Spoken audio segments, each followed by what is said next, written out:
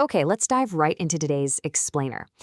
Every single time you stream a video or pull a file from the cloud, massive data centers somewhere are generating an intense amount of heat. And to stop all those servers from melting down, they rely on colossal cooling machines called chillers. But today, we're going to zoom in on a very specific, ingenious piece of hardware attached to those chillers. It's the gas separator, usually just called the Purge Unit. Honestly, it is the absolute unsung hero of thermal engineering, quietly working to keep our entire digital world from overheating. I love to think about it like this. Imagine the chiller is a massive, living organism. It absolutely needs pure refrigerant flowing through its veins to absorb and reject heat. But what happens when toxins actually manage to get into that bloodstream? Well, the whole system gets sick. And that is exactly where our hero steps in. The Purge Unit acts quite literally like a biological kidney. It's just constantly working in the background, filtering out dangerous elements to keep the entire cooling infrastructure alive and humming along efficiently. Here is how we're going to break things down today. 1. The invisible cooling threat. 2. The high-pressure danger. 3. The Purge Unit solution. 4. The 4-step separation. And 5. Diagnosing system health. So I want you to imagine the sheer suspense of an invisible threat sneaking into a massive data center's critical infrastructure. Now these chillers, they are designed to be perfectly sealed, closed loops. Literally nothing but pure refrigerant and specialized oil should ever be inside them. But as we all know, the real world is messy. Physics and chemistry are constantly trying to break that perfect seal. And when foreign gases do manage to sneak in, they don't just sit there quietly. Oh no, they wage an active, aggressive war against the machine's efficiency. Section 1. The invisible cooling threat. So what exactly is breaking into these pristine cooling loops? Well, it's invading gases that absolutely refuse to behave like normal refrigerants. In a healthy chiller, the refrigerant is supposed to easily bounce back and forth between a gas and a liquid state, which is how it absorbs and releases heat. But these invaders, which engineers call non-condensable gases, they completely break all the rules.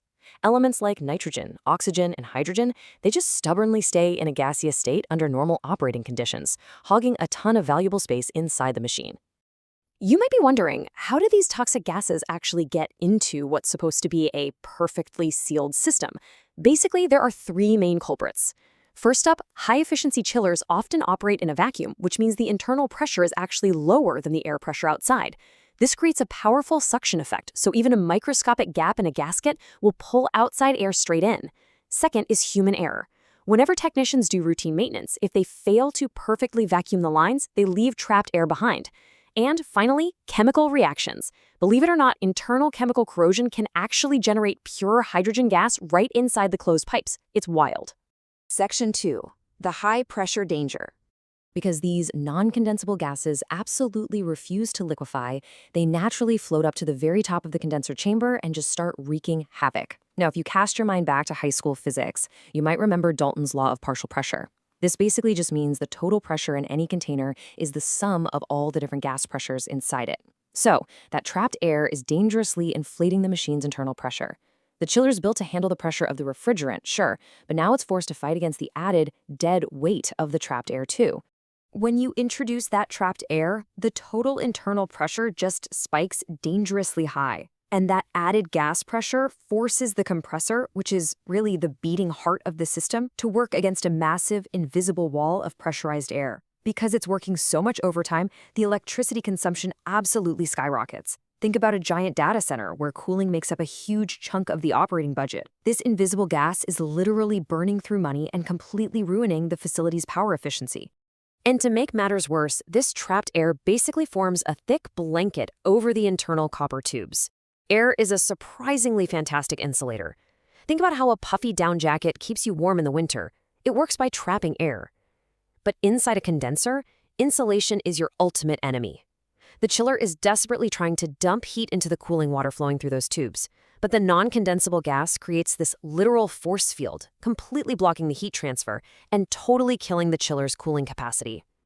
Now, if you let this go unchecked, you get what engineers call surging. And trust me, it is as terrifying as it sounds. Because the high pressure in the condenser gets so incredibly extreme, the compressor eventually just can't push against it anymore, so the highly pressurized gas violently flows backward through the machine. This causes massive shaking vibrations, a terrifying roaring noise, And it can literally tear apart the expensive internal bearings and impellers of a turbo chiller. It's basically a full-blown mechanical heart attack. Section 3. The Purge Unit Solution. But thankfully, engineers designed a brilliant cure for this exact disease. Back in the day, technicians would just crack open a valve and vent the trapped air into the sky. But of course, that also vented incredibly expensive and environmentally damaging refrigerant along with it. We definitely can't do that anymore. Enter the modern automated purge unit. Like we talked about earlier, it acts precisely like a kidney. It pulls in the contaminated mixture from the top of the condenser, meticulously separates the good stuff from the bad, and vents only the toxic air without losing a single drop of that valuable refrigerant. Section 4. The 4-step separation. Let's pull back the curtain for a second and look at the precise mechanical choreography happening inside this thing. It's a beautifully logical 4-step cycle that just runs constantly while the chiller is operating. First up is extraction, where the toxic mixture gets sucked into a small dedicated chamber. Next comes the absolute magic of separation. After that, the pure refrigerant is recovered and sent right back into the main system. And finally, venting, where the unwanted gas gets pushed outside. But the real physics magic, that happens during step 2. During the separation stage, the purge unit actually relies on its very own tiny independent refrigeration cycle. It turns its internal chamber into an extreme deep freeze, dropping temperatures way down to -10 or even -20 degrees Celsius.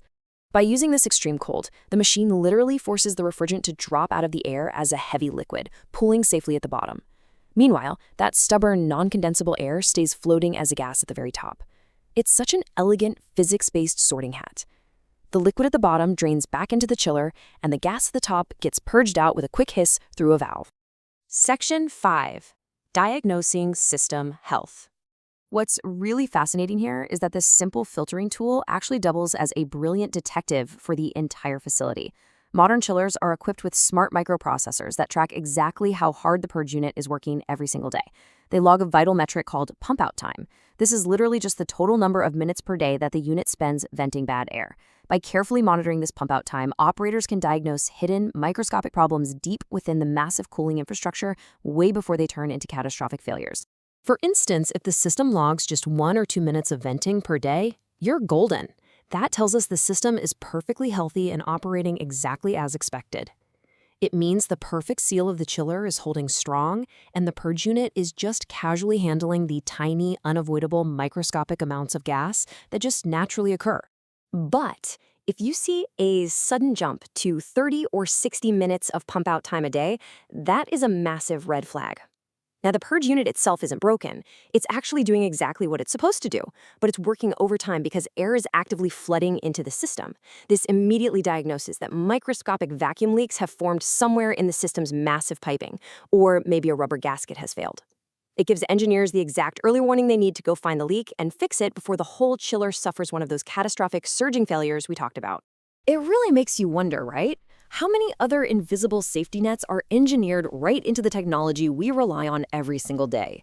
The Purge Unit is just a total masterclass in engineering. It takes a complex physics problem, solves it using more physics, and turns what could be a massive maintenance headache into a highly intelligent diagnostic tool.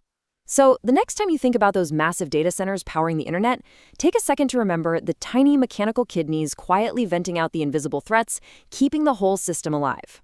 Thanks for joining me on this explainer today. I really hope this sparked your curiosity.